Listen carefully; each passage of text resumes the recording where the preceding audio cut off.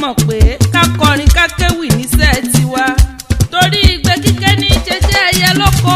àròyé níṣẹ́ ìbáká Fọláṣadé Esther ọmọ Ayégúsì lọ́lọ́jọ́ bí tòní o olórí Abíọ́dún Junior adára mẹ́wàá bí Ọ̀ṣun obìnrin tó tún níwà mẹ́wàá wọ́n dá kọjọkọjọ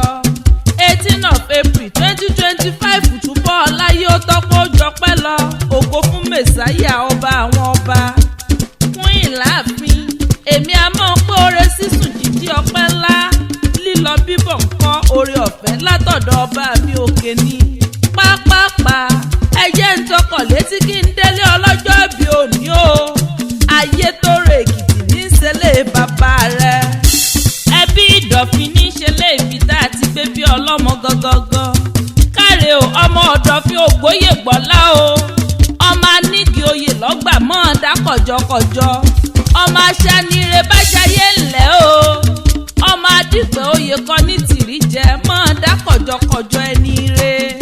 ọmọ ẹ̀kúrọ́ ilé òsínmi ọmọ ẹ̀pẹ̀kẹ́ lẹ́yìn ọmọ amẹ́yìn jobìnrin ọmọ amíyàn pani bí ẹmu ńlẹ̀ o ọmọ atọ́mọ̀ tí í júwe ọmọ ajobi pọ̀ kíkà láṣẹ ni mò ń kí o ọmọ eléyìn ọrùn kan wọ́ ìwò òní lọ́jọ́ ayọ̀ rẹ Fọláṣadé o òní kúdekú òní fàìsàn lògbà òní jìyà láyé ń bí o ìyà òní jẹ́ òní ríkú ọmọ bẹ́ẹ̀ ni òní ríkú ọkọ o wà ní báwọn kúkú ọ̀wọ̀ọ̀wọ̀ o kíkú kó rí ọbẹ̀ tẹ́ o káìsàn kó rí ọbẹ̀ tẹ́ o ti sọdún èyí náà o tún ṣe mí sí lọ́lọ́ọ̀lọ́hùn ọba mi òkè àríyáyá ń ti yá àríyọ̀yọ̀ ń ti yọ̀ iná ní ṣàyájọ́ iná tèwé tàgbà yóò mọ fàyọ̀ ṣe tiẹ̀ ní Fọláṣadé ọlọ́jọ́ ìbí òní torí ọjọ́ tí orí ń joyè láyé ó gbégbá ó bá wọn lọ àtàrí ń joyè lọ́run ó gbégbá ó bá wọn lọ orí àpèrè tí ń ṣọlọ́jà ó ti gbé ọ débi re ìrèrè èrè o torí níre níre là ń sọ̀rọ̀ àtàrè bó o bá wo wájú kó oríire bó o bá wẹ̀yìn wò kó oríire fún ìlàáfin wọn ò dáṣẹ́ jẹ́ o wọn ò wá jíṣẹ́ ara mi ọkọ rẹ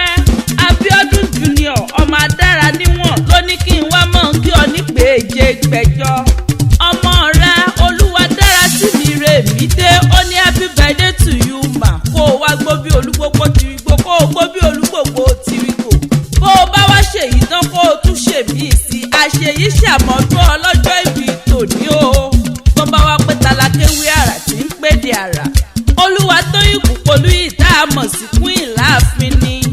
abọ́lódé fẹ̀ lójú ni wá ayẹyẹ ṣáá níṣẹ́ tiwa.